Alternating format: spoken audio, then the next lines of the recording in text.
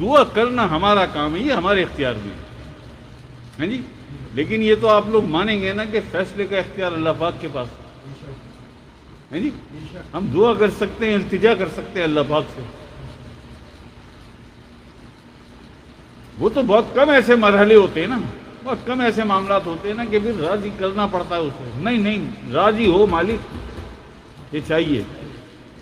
ہاں نا. قرآن بھائی تو نے اپنے فقیر کے ساتھ میثاق کیا ہے. اللہ بادشاہ نے، اللہ کریم نے، اللہ پاک نے اپنے فقیر کے ساتھ میثاق ہے، اس کا معاہدہ ہے راضی بالرضا کا، کہ تو مجھ سے راضی ہو جا، میں تجھ سے راضی ہو گیا، اب تو بھی مجھ سے راضی ہو جائے. یہ ہے نا میثاق، معاہدہ. یہ نقش کر دیا نا قرآن کریم میں اللہ پاک نے کہ معاہدہ ہے میرا، میثاق ہے. پھر وہ میثاق پھر وہ سامنے آتا ہے کہ نہیں اللہ پاک یہ کام تو کرنا ہے، مجھے نہیں پتا. آج میرا اصرار سمجھ لے اللہ پاک، اس التجا کو میری ضد سمجھ لے، بس یہ کام اللہ پاک کرنا ہے. وہ معاملات کچھ اور ہوتے ہیں جی. یہ دنیاوی چھوٹے چھوٹے معاملات کے لیے تھوڑی یہ بات ہوتی ہے. اور پھر وہ یہاں نہیں ہوتا، وہ کیمرے کے سامنے ایسے بیٹھ کے لائیو اس طرح سے وہ دعا ایسے نہیں ہوتی ہے. وہ تنہائی میں ہوتی ہے، جب کوئی نہیں ہوتا، میں اور میرا اللہ، میں اور میرا. اور اچانک آمد ہوتی ہے اس کی، اچانک، آپ سوچ نہیں سکتے ایسے آتا ہے. اور آپ نے ذرا سا ادھر ادھر بھی کیا نا تو پھر آ کے کچھ نہ کچھ، کوئی نہ کوئی ایسی بات کہ جس کا کوئی مقصد کوئی وہ نہیں ہوگا، لیکن کچھ نہ کچھ کہے گا. یہاں تک کہ آپ کی سمجھ میں یہ بات آ جائے گی، بات کرنا چاہتا ہے، کچھ چاہ رہا ہے، مطلب یہ کہ تو کچھ چاہتا ہے تو بتا دے مجھے. ہاں. لیکن ان معاملات کے لیے بہت آگے تک رسائی چاہیے. کتنی بڑی بات ہے یار کہ دل میں بار بار سگنل آ رہے ہیں، بار بار میسیج آ رہا ہے. کیا حال ہے؟ اچھا. اور سمجھ بھی رہو کہ کہاں سے آ رہی ہے، اور پھر تم ایسے بنے ہوئے انجان، جیسے مجھے پتہ ہی نہیں. اور وہ بھی جانتا ہے کہ سب جانتا ہے، انجان بنا ہوا ہے. پھر دوبارہ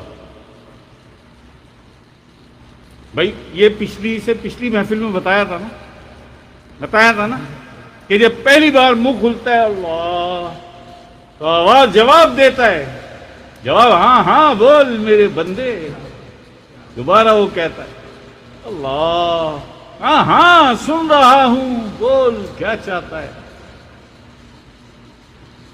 جب اس نے پہلی بار تجھے جواب دیا، سنا نا تو نے، لیکن انجان بن گیا، دوبارہ اللہ، پھر کہا ہاں بول سن رہا ہوں میں، کیا چاہتا ہے. اور اس نے پلٹ کے کہا آفرین ہے اس اہل دل پر. اس نے پلٹ کے کہا کہ کچھ نہیں چاہتا مالک، کچھ نہیں چاہتا میرے بادشاہ، میرے معبود، کچھ، بس تجھ سے تیری ذات کا طالب ہوں، اپنی ذات مجھے عطا کر. ان کی رسائی ہے. پھر ان سے ہوتی ہے اللہ پاک کی جو کنورسیشن ہوتی ہے، وہ ان سے ہوتی ہے، وہ قلبی دو مخلوقوں کی ایک کیفیت ہوتی ہے. ایسا نہیں ہے کہ ہم دونوں بات کر رہے ہیں، آپ نہیں، وہ دو مخلوق ہیں. تیرے قلب کے اوپر ایک کیفیت بار بار اللہ پاک کی طرف سے اتاری ہے، فَهُوَ عَلَى نُورٍ مِّن رَبِّ. پھر تیرے رب کی طرف سے تجھے نور ملے گا، یہ قرآن کہتا ہے. اب نور کا ملنا کیا ہے؟ نور کیسے ملتا ہے؟ بے شمار طریقے ہیں اللہ کے پاس. یہ بھی ایک طریقہ ہے کہ تیرے قلب پر القاء آئے گا، اور یہ القاء بعد میں، پہلے اللہ پاک تجھے وہ شعور عطا کر دے گا کہ تجھے سمجھ آ جائے کہ یہ کہاں سے آیا ہے. یہ کہاں سے آیا ہے؟ یہ اللہ پاک کی طرف سے، یا آقا اسلام کی طرف سے، علی پاک کی طرف سے، حضور غوث پاک یا سرکار کی طرف، کہاں سے آیا یہ شعور تیرے پاس ہو. جو یہ سارے لوازمات عطا کرتا ہے اللہ پاک، پہلے یہ عطا کرتا ہے، پھر اس میں تیرے مشاہدے اور تجربے کرواتا ہے، پکاتا ہے تجھے. اب اس کام میں تیرے مرشد وہ بھی شامل ہو جاتے ہیں، وہ بھی تجھے پکاتے ہیں. پکا کرتے ہیں، بڑی تکلیفوں سے اذیتوں سے گزارتے، تجھے خیر ہے؟ خیر ہے؟ اگر روٹی پکائے گا نہیں تو کیا کچا آٹا کھائے گا؟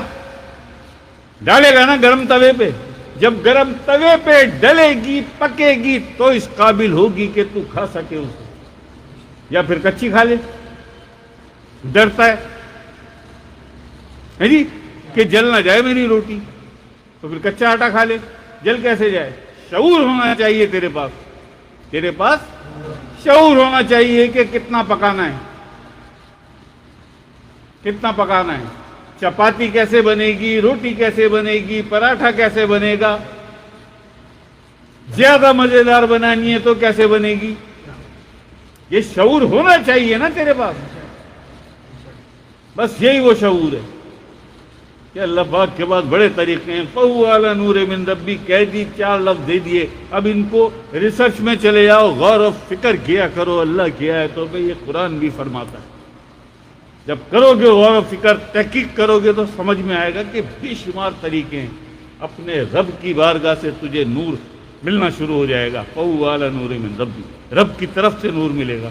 اب وہ جو نور ملے گا وہ کتنی شکلوں میں آتا ہے، کس کس طرح سے آتا ہے، کیسے کیسے آتا ہے؟ جب تو کراتے ہیں لطائف کی محفل کہ قلب کا نور الگ ہے، روح کا نور الگ ہے، اقفا کا نور الگ طریقے سے آتا ہے جی۔ اور کتنی بڑی بات ہے یار، جب آپ قلب کا ذکر کر رہے ہیں تو اس کی اپروول سیدنا آدم علیہ السلام سے آ رہی ہے۔ قلب کی ولایت تو ان کے پاس ہے نا۔ جب آپ روح کا ذکر کر رہے ہیں یا اللہ، تو اپروول سیدنا ابراہیم علیہ السلام کی طرف سے آ رہی ہے، کیونکہ روح کی ولایت سیدنا ابراہیم علیہ السلام کے پاس ہے۔ جب سری کا ذکر آپ نے یا حیو یا قیوم شروع کیا تو اب اس کی اپروول آ رہی ہے سیدنا موسیٰ علیہ السلام کی طرف سے۔ اولو العزم مرسل ہیں، صرف رسول نہیں، اولو العزم رسول سیدنا موسیٰ علیہ السلام کی طرف سے اپروول آ رہی ہے۔ پھر آپ نے خفی کا ذکر شروع کیا، یا واحد سیدنا عیسیٰ علیہ السلام کی طرف سے اپروول آ رہی ہے۔ پھر آپ نے اقفا کا ذکر شروع کیا، یا احد، تو پھر میرے آقا حضور علیہ الصلوۃ والسلام کی طرف سے اپروول آ رہی ہے، کیونکہ اقفا کی ولایت میرے آقا حضور علیہ السلام کے پاس ہے۔ جب آپ اقفا کا ذکر کریں گے تھوڑے رنگ اور کیفیت میں، کسی دمدار مرشد کے ساتھ بیٹھ کے جب کریں گے اقفا کا ذکر، تو کیا آقا علیہ السلام کی نظر نہیں ہوگی؟ کیونکہ اقفا کی ولایت آقا علیہ السلام کے پاس ہے۔ جب قلب کا ذکر کریں گے تو کیا سیدنا آدم علیہ السلام کی نظر نہیں ہوگی؟ کیوں کہ اپروول قلب کی ولایت سیدنا آدم علیہ السلام کے پاس ہے۔ روح کا بھی یہی، سیدنا ابراہیم علیہ السلام کیا حسین و جمیل ہیں یار، کیسے حسین و جمیل ہیں سیدنا ابراہیم علیہ السلام، بہت خوبصورت۔ سیدنا ابراہیم علیہ السلام بڑے حسین، ایسی ہستی ہیں، ایسے حسین شخص ہے، ایسے حسین انسان ہیں، بہت ہینڈسم، بہت خوبصورت۔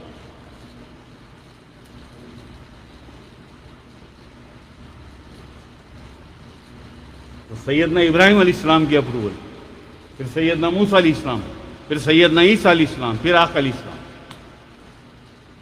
تھوڑا سا بھی بتایا ہم نے کہ لطائف کی محفل ہے کیا، حالانکہ آج نہیں ہے لطائف، لیکن بات آ گئی کہ آپ کبھی سوچو، کبھی تنہائی میں سوچنا کہ یہ ہمیں اللہ پاک نے کتنی کریمی اللہ پاک کی، کیا اللہ پاک نے مہربانی کی کہ ہمیں اپنے گھر میں بیٹھ کے لطائف کی محفل مل رہی ہے۔ لطائف کی محفل یار، اور کتنی بڑی بات ہے یار کہ میرے سرکار کا فرمان کیا ہے کہ ہم خود ہوتے ہیں لطائف کی محفل میں موجود ہوتے ہیں۔ اللہ اکبر، اللہ اللہ اللہ۔